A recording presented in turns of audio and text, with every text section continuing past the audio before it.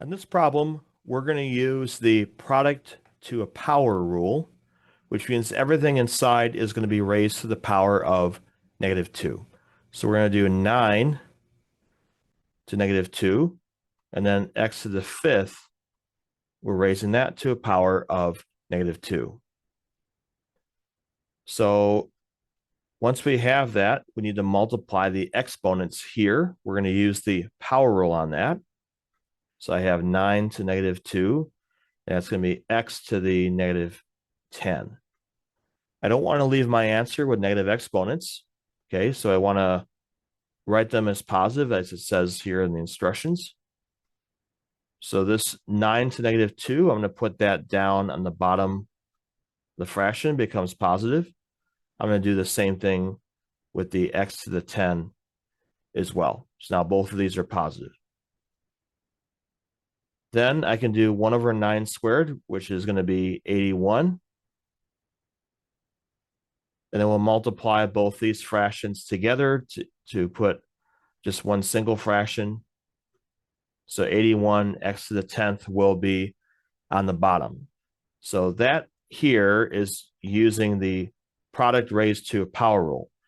Now for this next one, I could do the same thing. I can take everything on top raised to power -2, everything on the bottom raised to the power -2.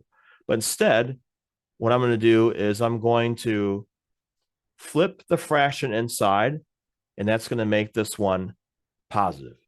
So if I flip that, I get 3y over 4x, and that's going to change this to a positive just by flipping the fraction. Now we're going to use the quotient to a power rule. Everything on top is squared. Everything on the bottom is squared. Don't forget to square the numbers.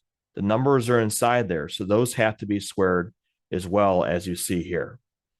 Then we can simplify. We get 9y squared and then 16x squared on the bottom, and then that would be it. You leave your answer in that form.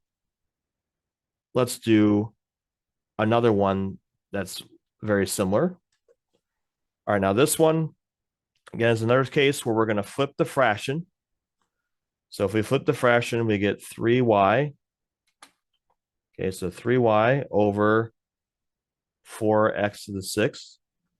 By flipping that fraction over, that's going to change this to a +3 on the outside. Then everything is being raised to a power of 3. So 3 cubed, y cubed. The 4 needs to be cubed. And then I have x to the 6th, and that's being cubed also.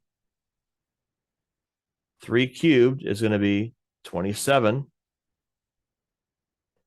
4 cubed, 64. And then you have to have a power raised to another power. So we're going to use the power rule there, multiply the exponents. And it's going to be x to the 18th power. So in this case, it just makes things easier. If we were to distribute the negative into both of those, then we have negative exponents. We have to flip all that later. So it's actually easier if you can make this a positive exponent. Again, we can do that by flipping the fraction inside, and that makes the outside number positive.